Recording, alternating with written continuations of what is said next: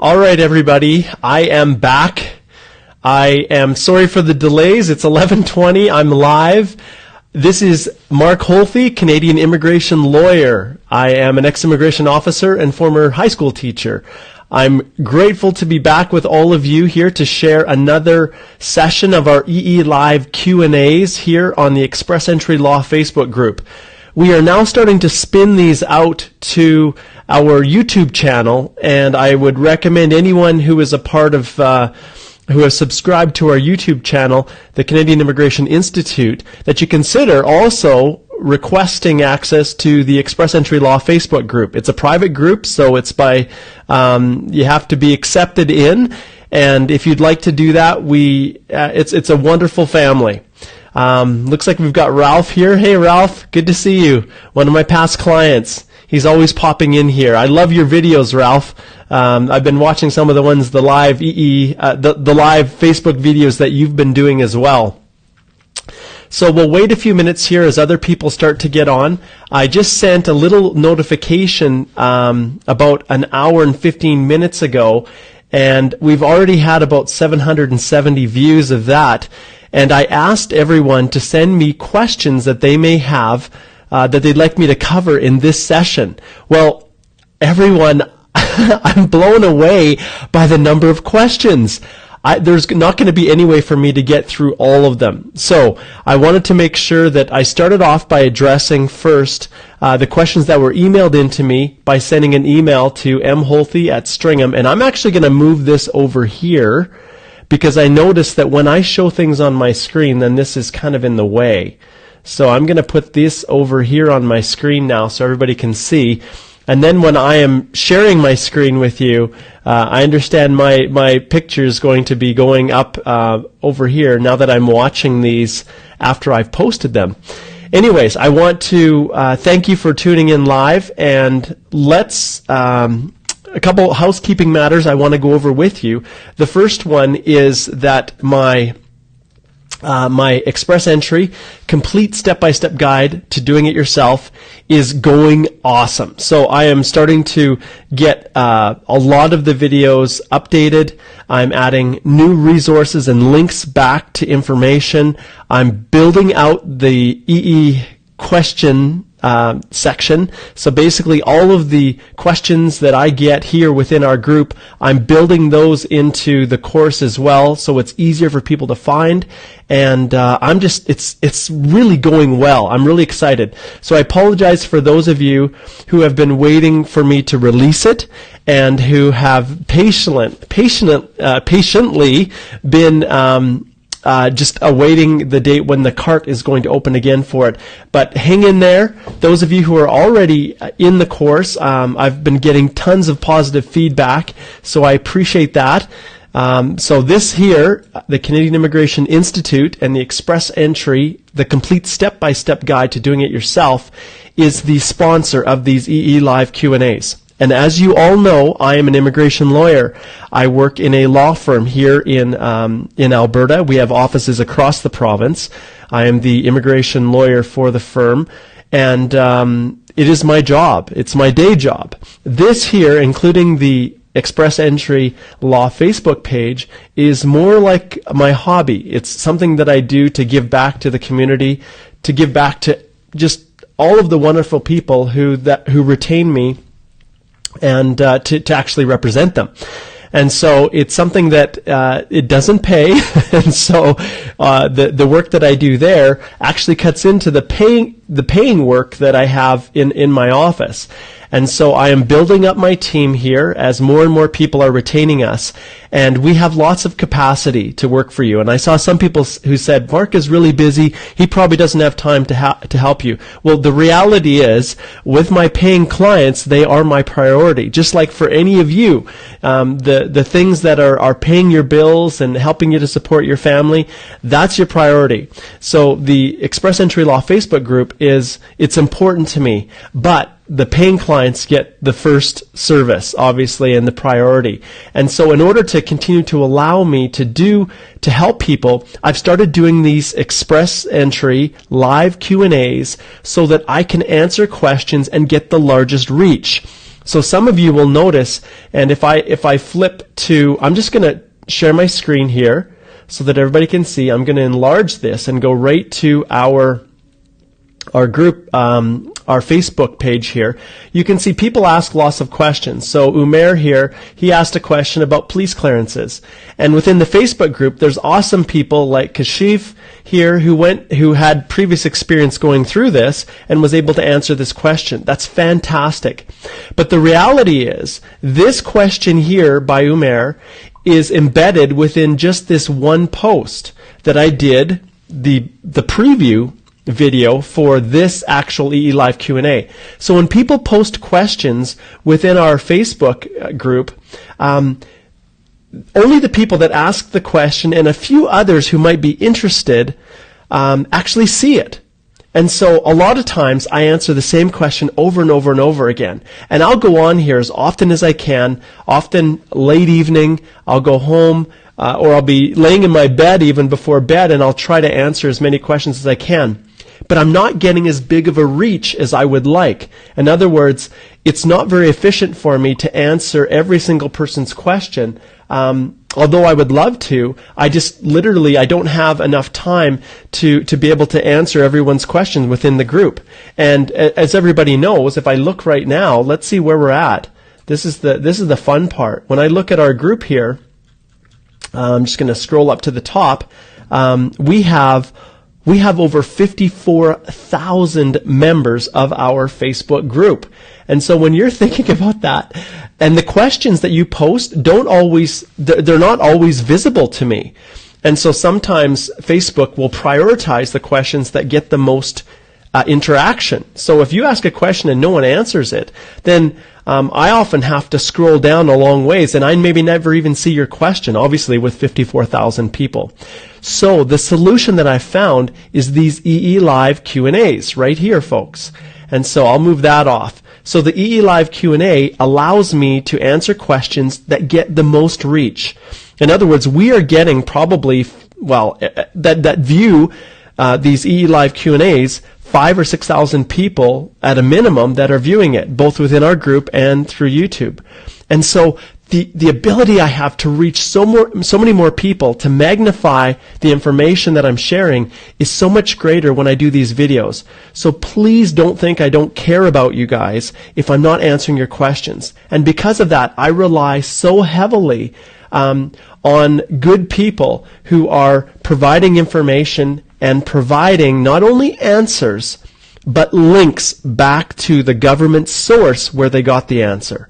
And so that's really important. It's easy for someone just to throw out there an answer based on their own experience, but it's critical to always link back when you're commenting or you're providing answers to people to the actual government source so people know that it's accurate. Now, everybody probably remembers that huge blow up that we had when I suggested that only proof of funds could be demonstrated if they were in the sole possession of the principal applicant.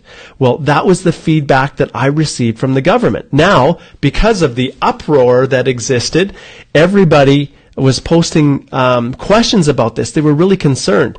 And because of the uncertainty, I did not let it rest. I went back to the government and then finally got right back to the most important person who confirmed and apologized about the confusion, indicated they would correct it, and yes, you can show a spouse's bank account or other sources that you have available to you to demonstrate the funds that you have when you immigrate to Canada, those minimum funds. So there's the full explanation. I'm not even touching the messenger requests I get from all of you. I also try to answer, direct people back as much as possible through messenger, but I get thousands of those. So please do not ever think that I do not have capacity to represent you as a paid client. I always do. Always. I have wonderful staff here that help me. I review everything, but I have tons of capacity to take on more work from all of you.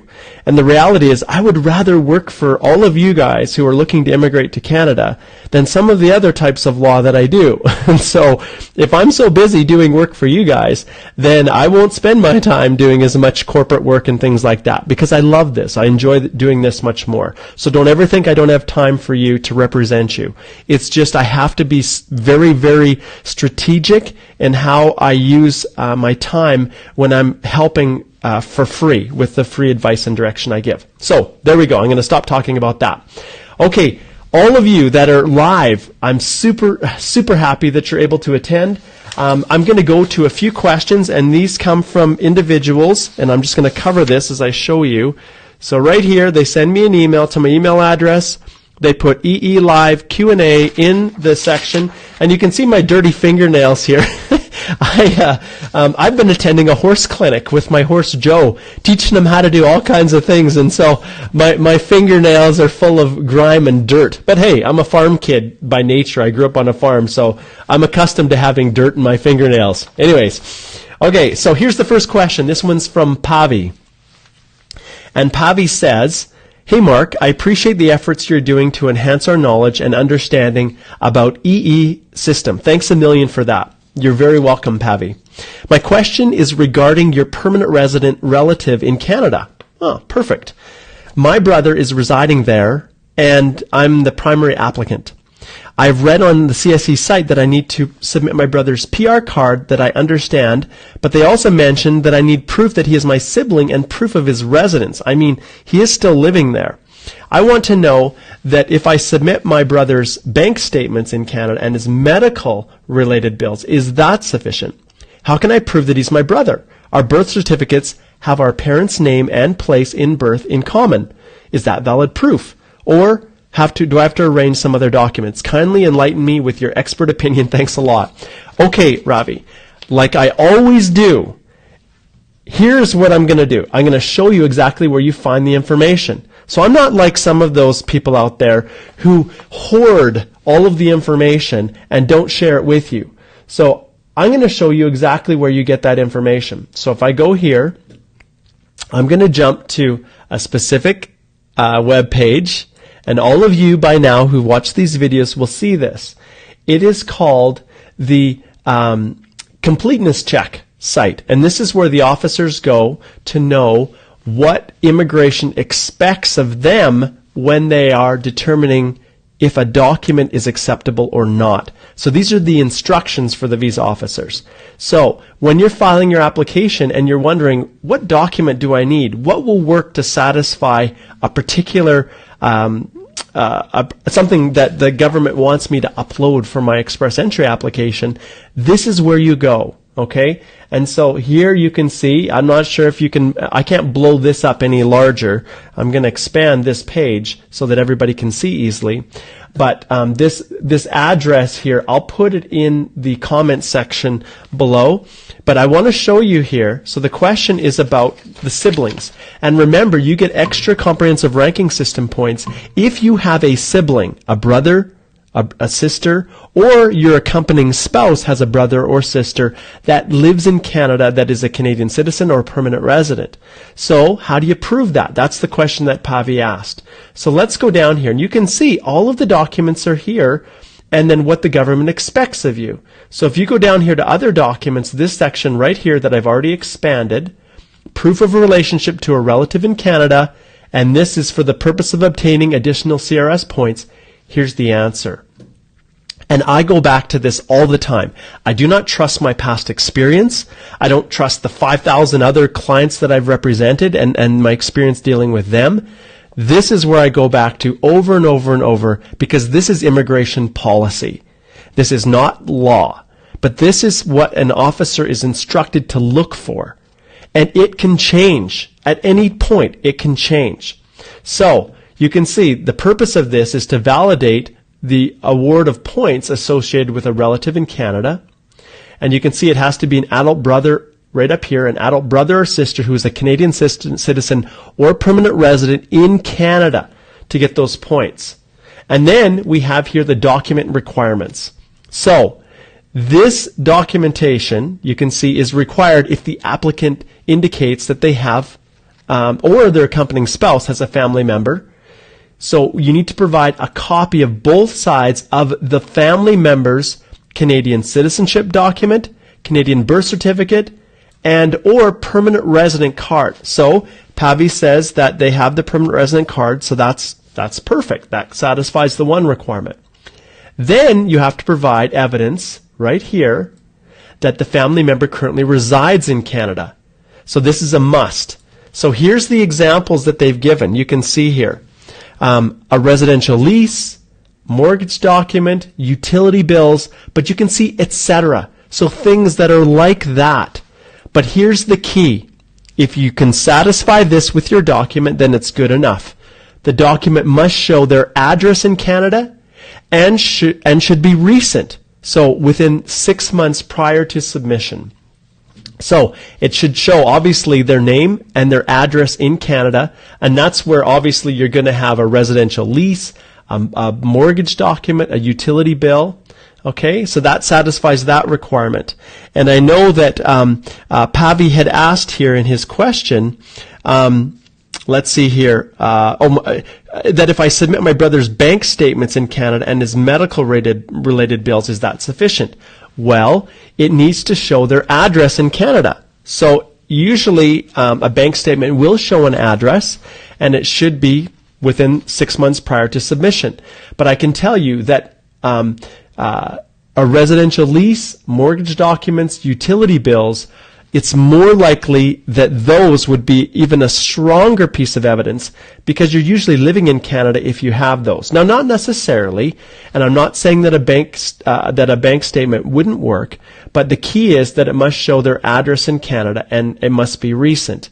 So obviously the instructions are open here, so you have to use your the best documents that are available. And then when it comes to proof of relationship of the applicant, so this is to prove that they're actually your sibling, that's where you are going to focus on a birth certificate. Okay? And you can see the document here is official, naming the applicant as a relative. So you are the applicant, Pavi, so it should name you as a relative, and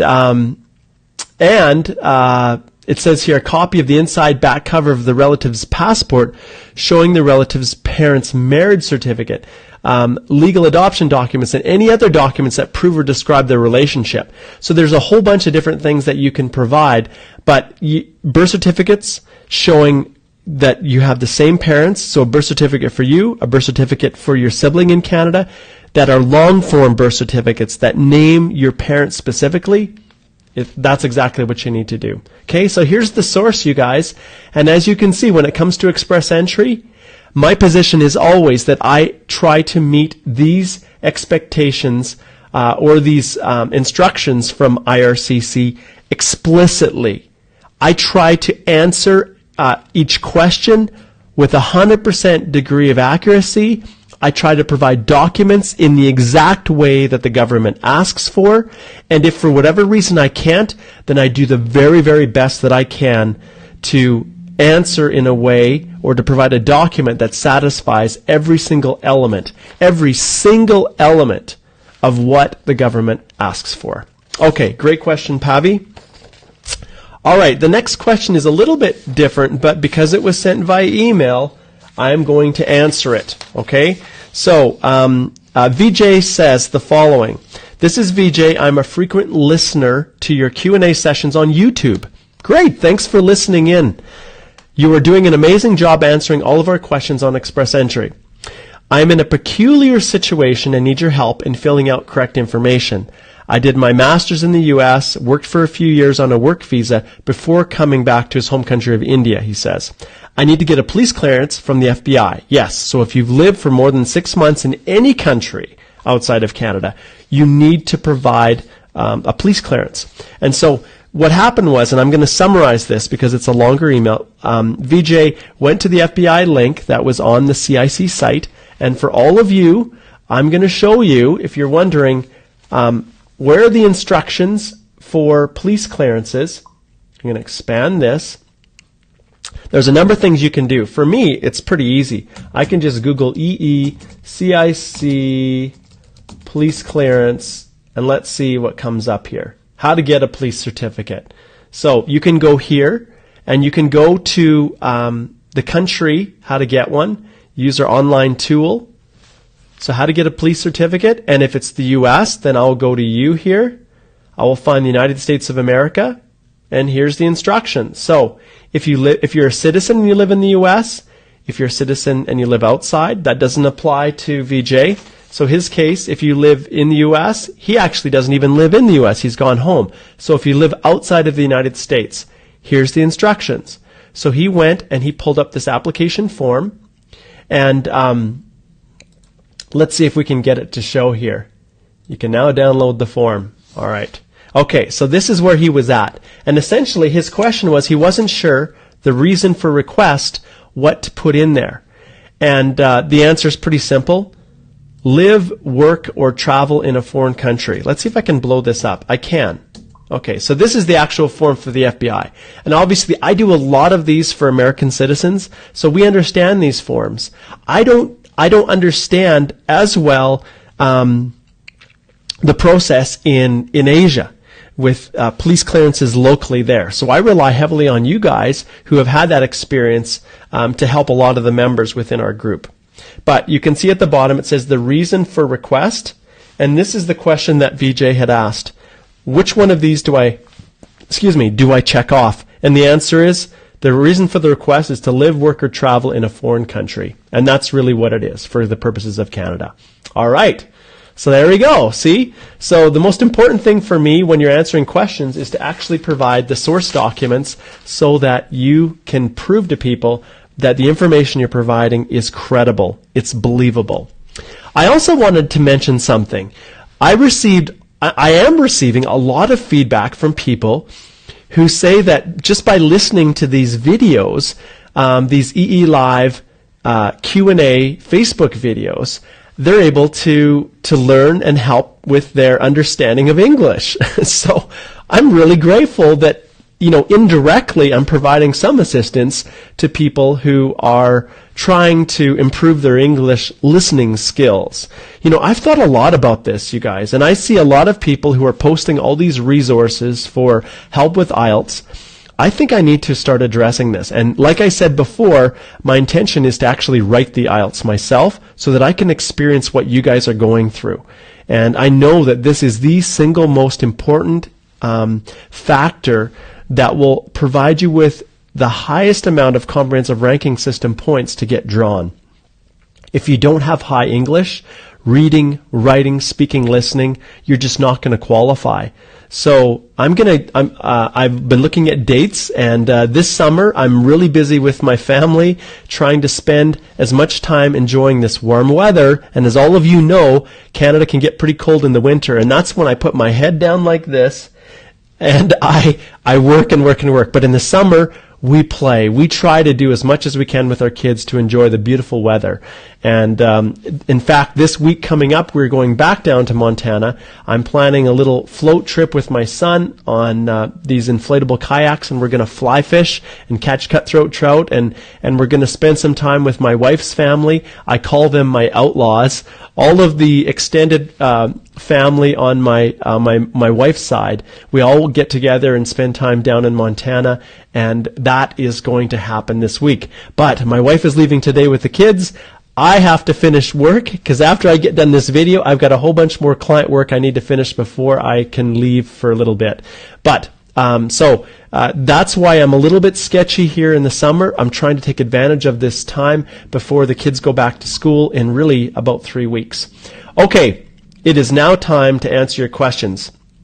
I want to show everyone this page again here. I'm going to blow it back up so everybody can see, and I'm going to go back to the Facebook page and the preview post that I did right here just a little while ago.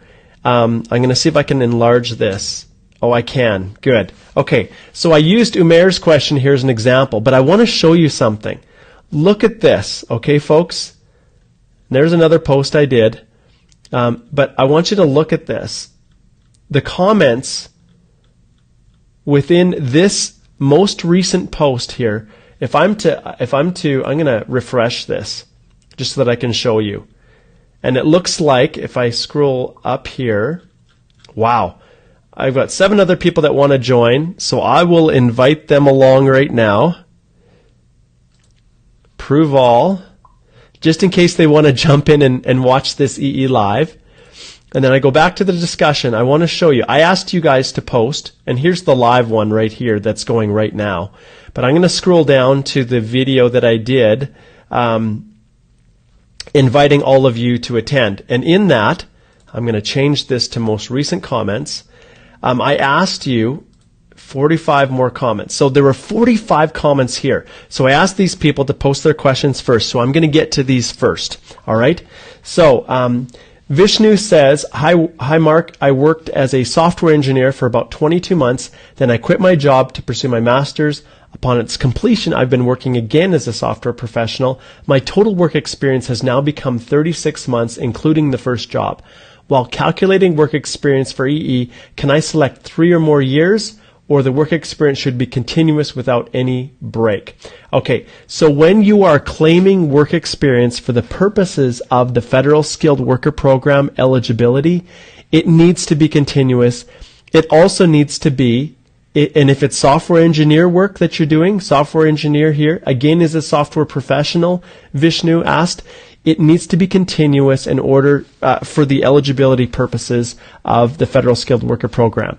And so then people say, well, where does it say that? Okay, well, let's go back here and let's do another search. So EE, Federal Skilled Worker eligibility. Because like I said, I don't want you just to believe whatever I tell you. I want you to see the source of it. So here's the requirements, okay? So this is for express entry. It has to be the same type of job in your primary knock, okay? So this is for skilled work experience. Within the last 10 years, it needs to be paid, it needs to be skilled, so at a 0A or B, and it has to be a minimum of 1 year continuous. There's the continuous part, okay? So at least 1,560 total hours and a minimum of 30 hours per week. And many of you will have accumulated way more than 1,560 hours. But even if you've accumulated the 1,560 hours, if you did it in only 10 months, it won't work. It has to be at least 1 year, which for most of us, it will be more than 1,560. So, for the purposes of the question that was asked, and I'll jump back here, can I select 3 years or more? With the purposes of express entry, when it comes to the eligibility requirements, in order to meet the definition, it needs to be continuous. Okay? All right, so let's jump to Theodore. If you received a training certificate for training which you took at the beginning of your employment with your company for a number of months, should you include this training certificate with your peer application or you shouldn't? What would the immigration officer make of this? Don't include it. Employment-related training certificates are not the equivalent of an educational credential assessment. In fact, if you tried to get a training certificate assessed through WES, 99% of the time, it wouldn't equate. It needs to be an actual post-secondary degree, diploma, a certificate, but it has to be something that could be assessed through one of the educational credential assessment agencies. Okay, Umair here. Let's see. This is the one. Oh, yes. So this is the one that we got the replies to, I think.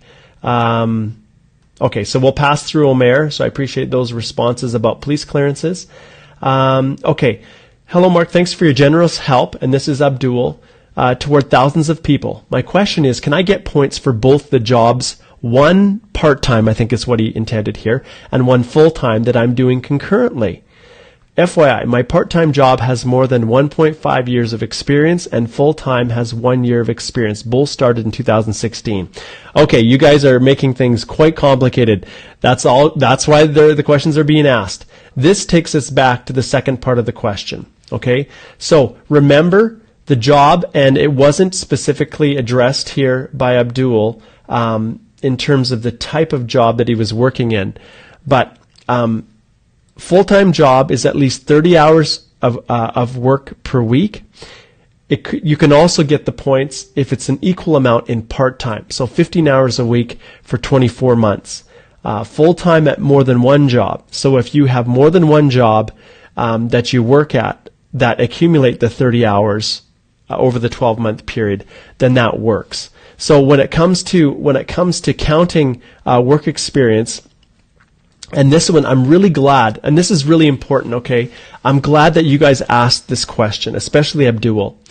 You guys are going to have situations where clearly it doesn't contemplate it. So you can see here, it doesn't contemplate this type of a situation.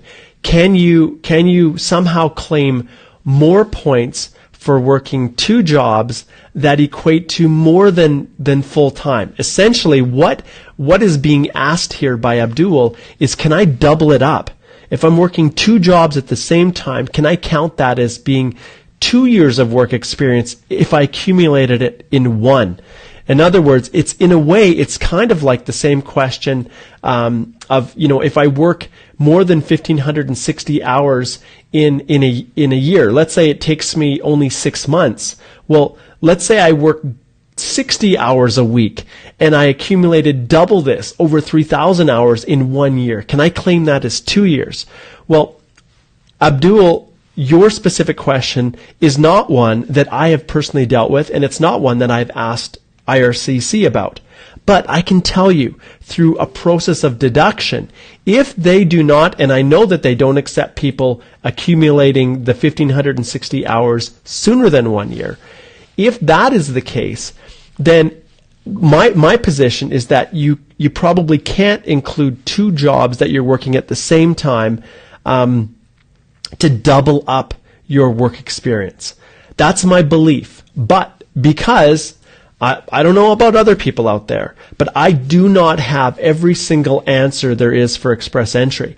But the reason I wanted to share your question, Abdul, is although I personally don't believe, and I wouldn't want to base my client's success in express entry, filing their profile, or after they're drawn, feeling confident that 100% that they'll get their permanent residence, using this type of a situation you've described, trying to claim two jobs at the same time, because I wouldn't feel comfortable 100%. I wouldn't push forward with it. I wouldn't want to include it. But that doesn't mean that it may not be possible. And so this is an awesome question that I'm going to send to the immigration representatives and ask them for clarification. And then I will get back to Abdul and all of you. But I don't understand everything. And if I don't understand it, I'm not going to guess. And I'm going to go to the source till I get the answer. And that's the one thing that you can rely on from me. I may not have an answer to everyone's question. Like, for example, the intricacies of police clearances in Pakistan, or, what is specifically acceptable within the local procedures. Like, you guys who've gone through it will know more than I, and I rely on you, and I appreciate your comments. But with this one here, although I personally don't think you can count, I feel that that's something I need to get an answer for. So I don't want anyone to think that I am the 100% authority on every area of express entry, because I'm not. But the difference is, I'm never going to pretend. I'm going to go and find the answer. So I will. All right. So, okay, let's see. Okay, Nahian, you know what, buddy? I'm going to answer you. Nahian, you are a client. I'm going to answer your question personally offline. Okay? But that's a good question. All right. I'm working through things for Nahian here. Okay. Deepika says, "Hi, Mark. I was wondering if you got any response." Perfect. Okay. So this is one. Deepika had asked a question about whether or not you could claim maternity leave that was being paid by the company as work experience. We know that if you had any break in employment, or you had any personal leave that wasn't paid, that's unpaid, you cannot count that as work experience. But Deepika says, or her question was, well, if I was on maternity leave, can I count that? I've sent that question into immigration representatives, and I haven't got a response back yet. And that usually tells me that they haven't contemplated whether or not, what they're going to do in those circumstances. So not yet. I will tell you the moment I hear back from them, but that's a great question. So, can maternity leave that's paid while you're not actually working be considered as work experience for the purposes of express entry. I've always felt that that's probably that length of time. You know, if it's a regular vacation for a month you take away, then yeah, you can count that. But maternity leave, this is one I'm not sure about, especially 4 months. Okay. Okay. Arjun says, please advise about deck officers, knock 2273. How to go about the express entry. 4 on, 3 off, job, round the job salary. Okay. So this is very similar to Deepika. And I've asked these questions of immigration and I don't have an answer back yet. So, yeah, so we're going to have to wait. Okay, let's see what else we have here. Some people just ask me, hey, can you help me immigrate? Or I want visa for Canada. Or I want work permit. I get those messages all the time. And I genuinely appreciate people's sincere desire to get help in whatever way they can. So I don't begrudge you at all for asking me, you know, to give you a visa. Some people just don't understand. So I really appreciate everybody within our Express Entry Law group who doesn't belittle or make fun of these people, because they're genuinely trying to find a way to get to Canada for a better life. And so usually with those types of people, I'll direct them back to Express Entry, the link where they can learn, or I'll direct them to actually set up a paid consultation where I can go through and explain and assess whether or not they have an opportunity, or at least give them an answer that they can then base their future plans on. Okay, so thanks for your patience, everyone. Okay, okay, so there, Kamal. He's a lab assistant. Can I get a job in Canada? Kamal, everybody knows right now the economy in Canada is not as on fire as it used to be. And so when it comes to getting a job, do you know what? I'm going to show you something here. Okay. Anyone who goes to the government's job bank website, so you can go to CIC. Let's see, it's www.jobbank.gc.ca. And here is where you can find information on the demand for your job in Canada. And I've talked about this with other people before, and I know I repeat and recycle a little bit with these live Facebook videos, but the reality is people ask these questions a lot. So you can explore, you can find a job if you're looking for a job. For job seekers, employers can recruit and hire, although this one is a freaking waste of time. Hardly any employers will find people on here. And then labor market information, explore careers. So you can actually search for your position and see what the job prospects are in Canada for that position. I'm not going to take time to go through it, but this site right here is where you go, where you can get information on it. All right, so let's go back to our page here, and I'll answer a few more. Okay, all right, so then Etisham here, he asked me to assess whether or not he qualifies to apply. And the response, let's see here, excellent. So Ana Lucia was kind enough to provide the exact links where you can go to check your eligibility and to calculate your CRS points. So thanks, Anna, for sharing that. Okay. Let's see here. Okay, so Shahiriar says, can someone exit after landing? The primary applicant will stay and will send PR card. Is it okay? Well, at the end of the day, okay, so here's Brian. Let's see what Brian has to say. I'm telling you this based on experience and observation. I would suggest waiting for your PR card before exiting to avoid any hassle. It happened to my dad and a good friend of mine. When I asked the border officer over the phone, they said not to do that because if they catch that male crossing the border, they would confiscate it. Weirdly enough, their suggestion to me is that someone would personally deliver it to him. I was assisting a friend that time, hence the call. Okay. Well, Brian, absolutely. And as you can see, there's always risk with mailing PR cards abroad. But there's no restrictions. And with all due respect to whatever border officer that the person spoke to, and I was a border officer, the border officer's opinion is theirs alone, and 90% of the time, it's not necessarily held by the other border officer who's working beside them in the queue at the airport. There is no clear definition. They recommend that people stay until they get their PR card, and that's what I advise my clients. But if someone comes, lands, and then goes back, there's no restrictions on that. Now, they may have to come back to pick up the PR card in person, or if they have someone here, that person, the PR card is always mailed out. Rarely is it they ask a person to pick it up in person, because you've already identified yourself at the border, at the airport when you've come into Canada. That identification and validation that you are who you say you are, you're a live person, that confirmation of permanent residence, that initial landing process confirms identity. So the PR cards are usually mailed out. And so the address that you send them to, they're usually mailed there. Frequently they're mailed to my office, sometimes they're mailed to the client's home address in Canada.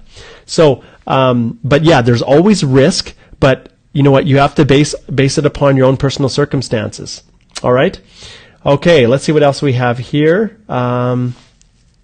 Okay, Shavia says, Dear Sir, I have got ITA. Fantastic! That is awesome. Congratulations. My wife is dependent. During the EE profile submission, we mentioned her work experience.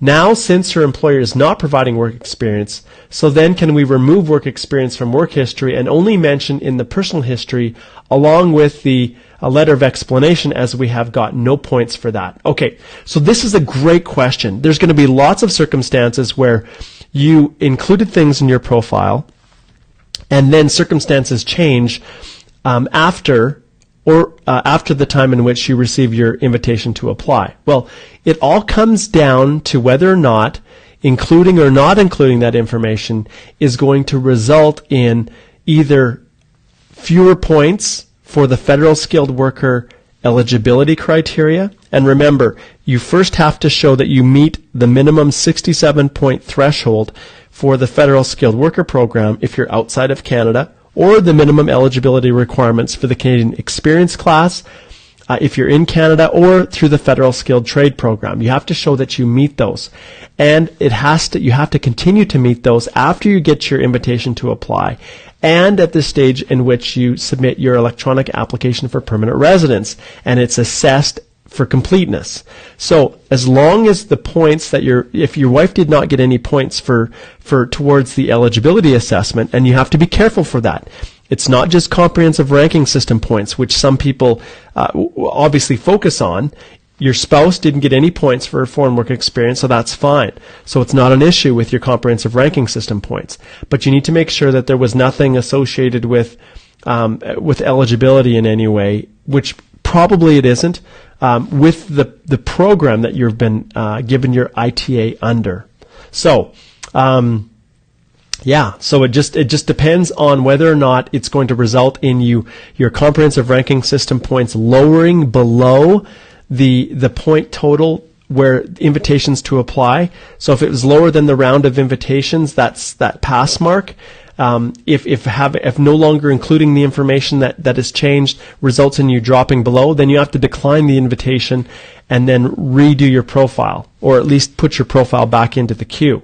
But if the lowering of your comprehensive ranking system points still allows you to remain above that pass mark, then you're okay, provided, once again, that it doesn't impact negatively on your eligibility for the particular program, the Federal Skilled Worker Program, CEC, or Federal Skilled Trade, the eligibility for those programs. All right? Great. Okay, proof of funds. I love proof of funds. This one is Shreyashri. Shreyashri. Shreyashri. See, can you imagine if us Canadians had to immigrate to India or Pakistan and we had to learn to speak Hindi or, all these different kinds of languages? We struggle so hard just trying to pronounce people's names. Well, my name is Holthe. Holthe, Holthe. And so you can imagine how my name just gets totally messed up when people are trying to pronounce it. Okay, so forgive me. For proof of funds, in case of express entry for a couple, is it required to maintain a minimum balance AMB of 15,000 Canadian in account for last 6 months, or we can show the requisite balance at the same amount on the day of application with relevant explanations? Okay, so this is where there is room for people to be able to demonstrate funds that have just come into your bank recently, but you need to be able to explain where the money comes from. They just want to make sure that you haven't got a loan that you have to pay back, but the funds are unencumbered, that if they were a gift, that that gift is not a conditional gift. It's irrevocable. In other words, that money is yours to be used. As long as you can show those things, then proof of funds is not going to be as big of an issue. I always advise my clients that if the government wants to see 6 months of bank statements, or at least a letter from the bank asking for the average balance over the past 6 months, then I always like to include that, make sure that if you have access to the funds, then keep them in there for the full 6 months. Then when the letter comes back, it shows that you were at that high level and has been there for 6 months. So here's the question. Why does IRCC, why do they care for the purposes of express entry, whether the funds were just deposited in your bank right now or whether they've been in there for a long time? If they didn't care about how long the funds were in there, they wouldn't ask for the average balance for the past 6 months. So the question is why? Why do they care? Well, if the average balance based on the letter shows that the average balance you had was actually about 4,000 Canadian, and then all of a sudden the letter shows that you, based on that letter, it shows that your average balance was 4,000, but then you provide confirmation of your current statement that shows that you have the full, whatever it may be, in this case 15,000, then the government is going to think, the officer is going to think, well, where do those funds come from? Okay, because they were obviously just recently deposited, so it's probably not income that you've saved. And so in those circumstances, that's why they ask for the 6 month average balance, is so that they can see if the funds might have come from a source that could potentially disqualify the person. In other words, a loan. All right? Okay. Okay. We're going to go down here. Okay, Martha says, hello, Mark, and thank you again for taking time out of your weekend to help us. I've worked for the same corporate group for several years, having some assignments in English-speaking countries and others in non-English-speaking countries. Can the work letter regarding my experience in the non-English-speaking countries be in English, or must it be in the country's official language along with an official translation? That's a great question, Martha. No, it can totally be in English. There's no problems at all. It doesn't have to be written in the native language and then translated. So English is fine. At the end of the day, it needs to meet the requirements for that letter. And I'm going to go back here and I'm going to show you who can apply. Actually, we want this one here. We're going to go back, and everybody needs to remember, this is the source, this is the page, this is where you're going to get your information. So if you are getting proof of work experience, then remember, this is where you go. And just to remind everyone, it's this completeness check. If you type in completeness check, EECIC Canada, you'll probably get to this site. And I'll go to the top so everybody can see. It says applications received on or after January the 1st for 2015 for permanent residence programs subject to the express entry completeness check. Okay, so that basically, a completeness check is an officer going through your EAPR to make sure that all the documents that they've asked for are complete and in the form that they need them. So if you go down here, this is the explanation for proof of work experience. And remember, yes, in English is totally fine. It just needs to be official, printed on company letterhead. It needs to include your name, the company's contact information, telephone number, the name of your supervisor, all the positions held while employed, and must include the following details. And this is critical, and many people mess up on this. Job title, duties and responsibilities, job status. Is it your current job? Are you currently working there? The dates worked for the company, number of hours per week, which is often missed, and annual salary plus benefits. And here's another thing. People ask me all the time, what if my salary is listed on an hourly basis? Well, here's me, the crazy immigration lawyer. It says here annual salary plus benefits. So maybe it's perfectly fine to have an hourly rate. I'm paid $25 an hour. Maybe that might just be fine. But I can tell you, if I have an ability to encourage my client to go back and get it changed to an annual salary, I do it. Why would anyone take any risks? I don't care if 9 officers accept an hourly wage, if there's one that returns my client's application because I didn't get it changed to an annual salary, then that's on me. And I don't take chances with my clients' lives, nor their money, nor my reputation. All right? All right, let's jump back here again. Let's see who else we have here. Okay. Shanakya. Hi, Mark. I'm a corporate lawyer from India. Can you please suggest if an Indian lawyer can get a job in a law firm in Canada? Okay, that's kind of outside of our express entry category here, but I would also direct you back to careers, and you can go here. You can type in lawyer and search for it, and then it will give you information on everything from jobs that are available, positions that are posted. If you go to, I'm going to go back here. Oops, I went a little bit too far.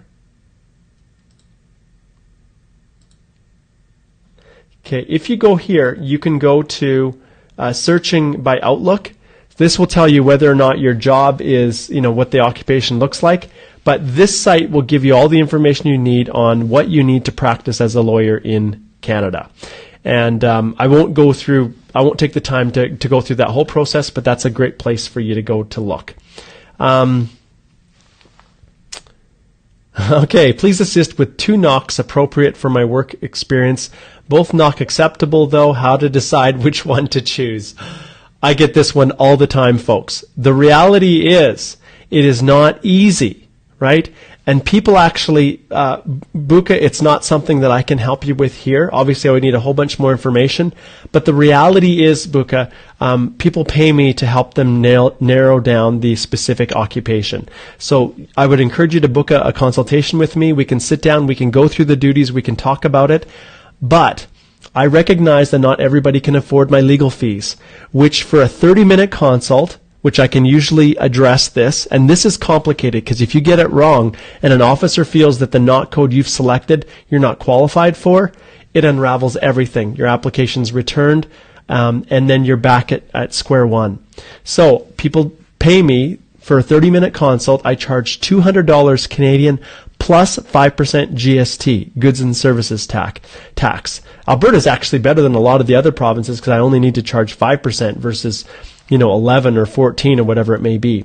But that's what I do. But because not everybody can do that, and I'd encourage you, Buka, if you can, that's the sure way. Let's sit down and go through it in detail.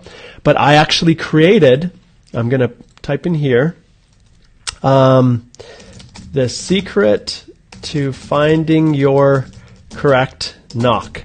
My posts are getting quite a bit of uptake. So basically I typed that in, and this post, which I did in the early days of Express Entry, is still going strong.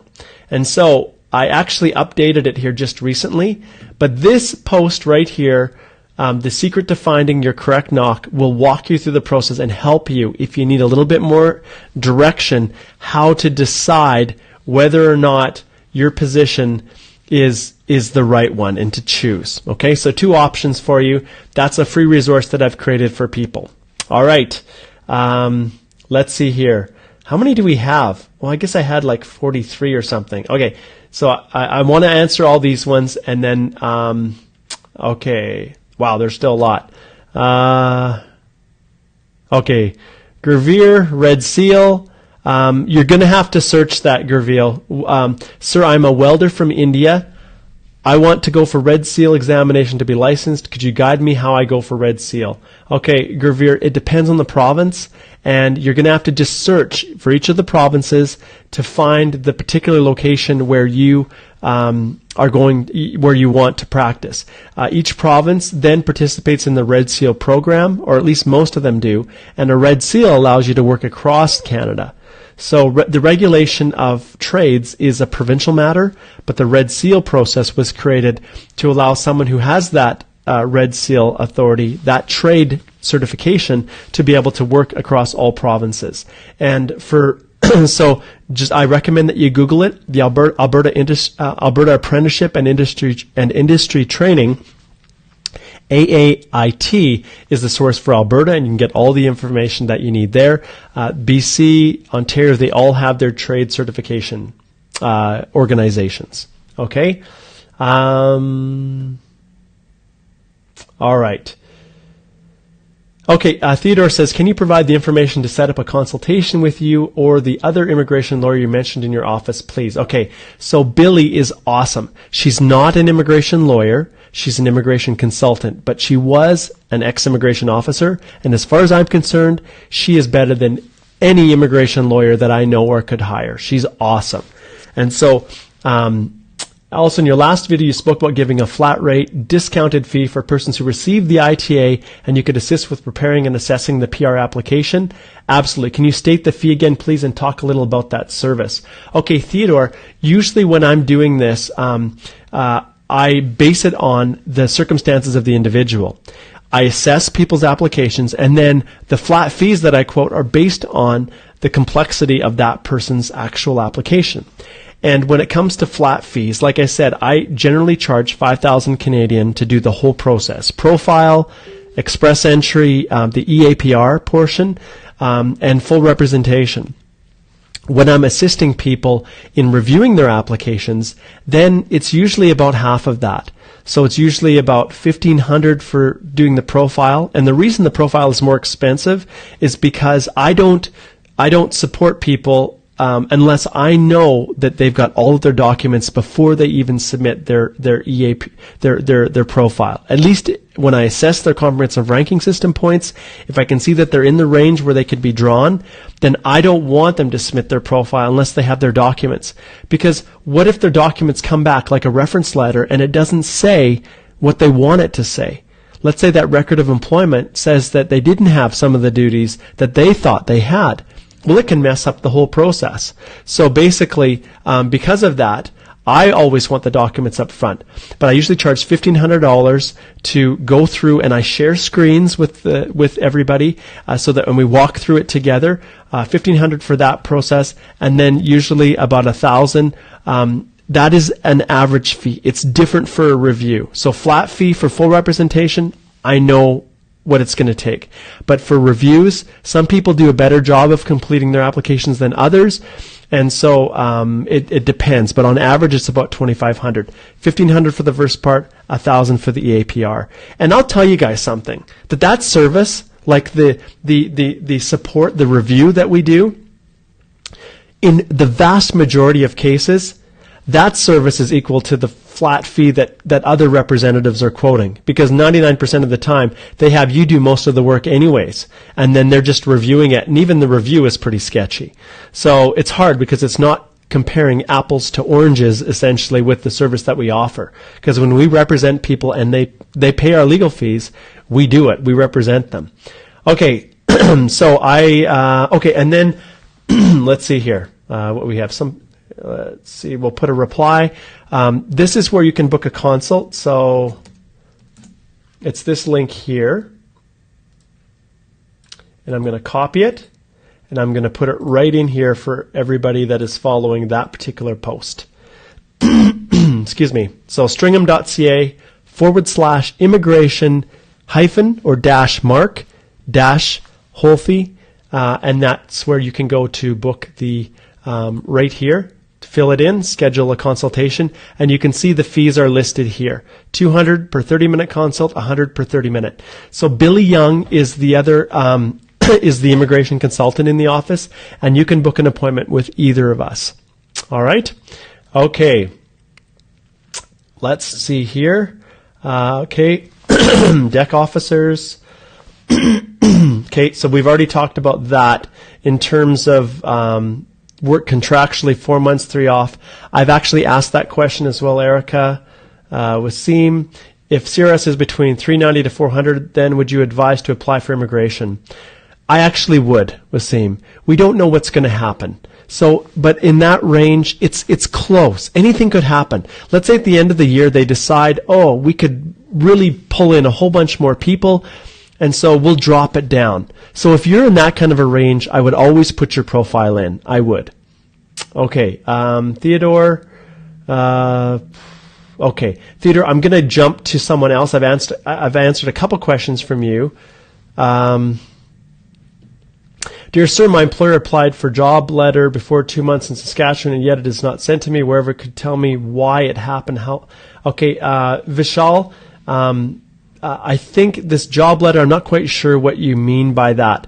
If it's in Saskatchewan, I'm assuming it's either a labor market impact assessment or a part of the provincial nominee program in Saskatchewan.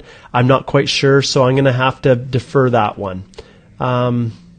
Okay, let's see here. We're just about through these. And I think, folks, this is probably going to come to an end. Let's see, once I finish these ones here. Lazar says, he's got a bunch here. Let's see. I was working in accounts payable department. That comes under 1431. Okay, that's low skill. But when I became subject matter expert, I got a chance to become a supervisor and manage my team, but my designation comes under middle or junior level. After requesting, I've got a reference letter explaining my duties of managing a team and daily activities. So can I apply under NOC 1212? But problem is that as per employment requirements, experience in the clerical occupation supervised is required, but I don't have such designation from the company. Okay, yeah. Okay, and then question 2, I'm from India. How can I book a consultation with you? In all honesty, Lazar, it probably makes sense for us to book a consult. And just like I had before, this is the link. You can go here to book the consult. And the EE course, at the end of the month, I'm planning on opening it. So that's, with the time that I'm taking away, answering all of your questions, doing my law firm work, it's becoming, it's harder and harder to carve out time to update it. But it's going to be awesome once it's, not that it wasn't before, but it's going to be even better. And so with that, I'll notify everybody the moment that happens. I'm a little confused, Lazar, with your question here, in terms of the experience in the clerical occupation. Understand that employment requirements, and I think this is what you're asking, and it's probably makes sense, although these Q&As are becoming so massive. And if you're looking for one simple answer, it's really hard to find it because you have to sift through all of these other answers. I'm going to have to think about this in the future with these EE Live Q&As. It's great just to get on and answer questions, but I'd really like to try and pull out these answers, and maybe that's the purpose of the Express Entry Complete Step-by-Step Guide. You know what, in all honesty, maybe that's the reason that I do that, is I will pull out the questions and make them more searchable. I think that's the answer. So anyways, in response, I'm going to show you something, Lazar, okay? Let me just think here. What's the best way to do this? Your position is 1212. So let's pull this up. And usually I don't do this, but this applies to all of you. And many of you will have the similar question, so I'm going to take the time to explain it. So we're going to go back, and I'm going to pull up the NOC here. This is the job bank. I'm going to go in. I'm going to search NOC 2011. So the National Occupational Classification System is the place where you go to find your 4-digit code, that NOC. So I'm going to search for the position right here, 1212. And you can see here when this comes up, supervisors, finance, and insurance office workers. So for the purposes of Express Entry, in order to get credit or to have to choose your proper NOC, and like I said, that link over here, the secret to finding your correct NOC, I explain it all in here, but I'm going to show you this. You must be able to show that you have performed all of the activities in the lead statement. That's here. This is the lead statement. And then you have to show that you have performed a substantial number of the main duties. So that's here. Okay? So for your purposes, Lazar, you have to show that you have performed these. Below, you can see here, employment requirements. These, everyone please pay attention to this. These employment requirements are not mandatory for claiming work experience, okay? You do not have to perform these. Maybe there's education requirements. You don't have to have that necessarily have the degree that's listed here. So experience, this is what he was getting at in the clerical occupation supervised, is required. Is required, under every other circumstance would make it mandatory. But for the purposes of claiming work experience abroad, all you need to do is show that you have performed or completed all of the activities here in the lead statement and a substantial number of the main duties here. Okay? So the employment requirements don't apply. They don't apply to you guys. All right? And that is my super big bonus tip of this EE Live Q&A. Okay. Dang. And I just want to tell you, Dang Nguyen, I absolutely love your name. It is fantastic. Because whatever, well, you probably know, but it's almost like a slang term for damn, D-A-M in Canada. Those who don't want to say damn, we say dang. And my wife's probably going to give me trouble for saying damn on the video. But anyways, so dang, your name's like that slang word for damn, which is kind of like a swear word in Canada. I love your name. Anyways, okay. So hi Mark, I've created my profile and I'm unemployed. If I get a new job in the future before getting an ITA, do I have to update it into my EE profile? I don't want to do that because if I do, I have to ask for reference letters from the employer that I'll be working for, which is not a good thing. Thank you. No, you do not, Dang. You don't. You only need to include reference letters or within the work experience section, work experience that you want to be calculated for the purposes of obtaining CRS points, Comprehensive Ranking System points. So you will, of course, when you're given an ITA, there will be a personal history section, and in there you must, mandatory, include all of the activities, all the work, everything that you have done in your personal history. So you have to account for all of that time period. But that doesn't mean you have to include it within the work experience section because the government is just using that to determine your eligibility for express entry. Okay, good question. Okay, Ms. Rasha says, hey Mark, my question is, if I own a property, can I sell it and provide it as proof of funds? Will it be accepted by CIC? 100%, absolutely. This is something I can confirm 100% will be acceptable. So the problem sometimes is that people will try to get a property valuation. So they will use that valuation and say, well, my property is worth $150,000 Canadian, so here's the valuation, use that as an acceptable proof of fund. That does not work because property valuations go up and down all over the place, and because of that, IRCC does not accept it. And lots of people will, and everybody says CIC, CIC in all their comments. Citizenship and Immigration Canada was the old name that the department went by. Now it is Immigration, Refugees, and Citizenship Canada, IRCC. So that's why I keep saying IRCC versus CIC. But if, in the case of Ms. Rasha here, you sell your property, you have that liquid, unencumbered funds in your account, then perfect, that works. Then what you need to do is just explain where it came from if it's just been deposited into your account, because your bank letter will show that your average funds for the past 6 months are a lot lower than the funds that were immediately deposited into your account. Great question. Okay, Jahangir, here's a great question. Why is IELTS just for 2 years? This will be the 3rd time I'm going to take it just because CIC is slow. Why should everyone suffer? Plus, would there be any new changes to the Federal Skilled Worker Program in the coming months? Okay, Jahangir, this is a great question. I lived in Portugal, and this is an extreme example, serving a mission for my church as a 19-year-old, well, actually I was 20, young kid. And when I was in Portugal, that 2 years I lived there, I was intense with Portuguese. I communicated with the people. I did my best not to speak English. And by the end of that 2 years, I was actually able to speak really well. In fact, people would look at me with my blonde hair and they would say, you're not from here, are you?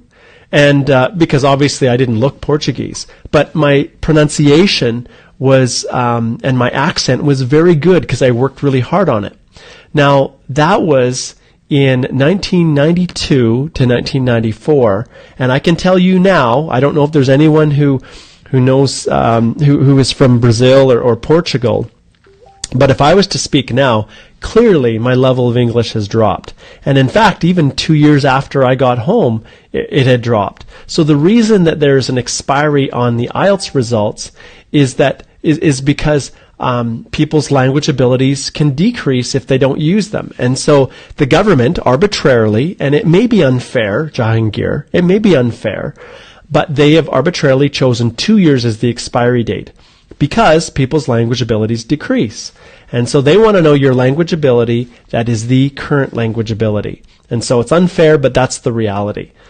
All right. And then the last question I'm going to respond to is Amy. And she says, or he says, Ahmed, if someone has applied already for the OINP and is waiting for nomination using the spouse's bank account as proof of funds, must he need to transfer money to his own bank account to meet Express Entry's new requirements before the ITA, or try to make the spouse's account as a joint bank account, or just go on the procedures as he applied on the OINP? Okay, so as I explained with proof of funds, times have changed, and at least we've had a period where I was telling everybody it must be in the sole possession, and then there was a period where it didn't. Follow the rules of the Ontario Immigrant Nominee Program. Follow those rules to make sure that you're meeting their standards. When it comes to Express Entry, you can use a spouse's funds as proof of funds. You can show those.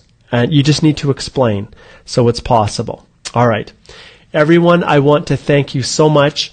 Because there were so many questions that came in, the actual, those who are actually tuning in live here, I have not been able to get to all of those.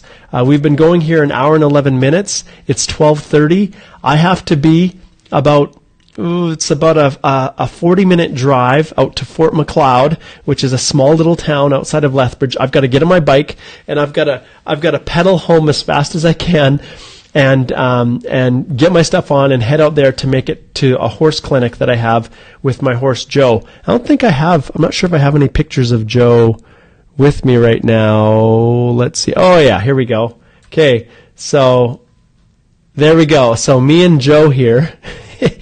We have got actually no, this is Dude. Sorry, I'm not even riding Joe in this picture. This is Dude, my friend's horse. Anyways, I have a quarter horse, Joe, and I'm teaching him just improving some of his I'm just training him essentially so that my whole family, no matter where we are, he will be 100% safe. If we see a bear, he's not going to spook, and I can. He's an awesome horse anyway. So anyways, that's where I'm going to go. So I'm not going to be able to answer everyone's questions here. I'm going to continue to try to do. I may just try to squeeze another one out here.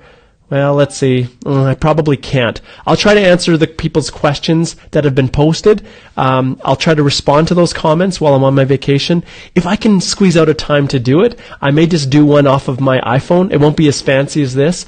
But thanks so much for everybody who's attending. I appreciate all of your contributions. I want to thank you so much for all of your support and your patience as I can't get to everyone's questions, and all of those who've jumped in and have been so kind to offer help and assistance to those who are just in the process of figuring this whole crazy world of Express Entry out. I want to thank those who have actually purchased the guide itself. Because of you, I'm able to spend more time doing this, and ultimately, what I've learned from your feedback is phenomenal. It's helped me to make the guide better and better. So those of you who are listening that are actually taking using the guide to help you right now, I would love for you to comment here within the video. Let people know if you feel it's worthwhile. I had an excellent video testimonial that I shared before from our dentist in India. And I've got a number of other ones that I'm also going to share in the future. But hey, don't trust me. Anyone who's actually involved, I'd love for you to provide feedback here in the comments. If you feel that the thing is a waste of money and it's terrible, then I want to hear that, because I don't want to put anything out there. I don't want to tell anyone that this express entry, complete step-by-step guide to doing it yourself is awesome if it's actually not. So I welcome your comments. This is a way that I'm going to really take everything to the next level. I'm in the process of building out other courses for all kinds of things. I get a lot of questions about study permits that have been refused, and if people had just known just a little bit more, it could have saved them. So I'm going to create equivalent guide to that. I've got a wonderful client who said, hey, you can use my profile as your real life example, so I'm going to do that. And I'm going to do the same for visitor visas. But thanks to you guys, this is what it is. So if you have any specific questions that you'd like to retain me, understand I am open for business, absolutely. If I could just work for you guys all day, that's what I would do. And so send me the questions that you have. Use EE Live Q&A in the subject line. If I was not able to get to them, send it to this email address right here, mholthy@stringham.ca, and I will include them as you saw, just like here. I read these ones off first. They get a priority, and yours will too. So send those emails to this email address right here, EE Live Q&A in the subject line, and I will include them in the next EE Live Q&A. Thanks, everyone. Share this with everyone that you know if you think that they would be able to benefit from it. And I want to wish you all the very best as you're navigating this crazy process of express entry. Take care.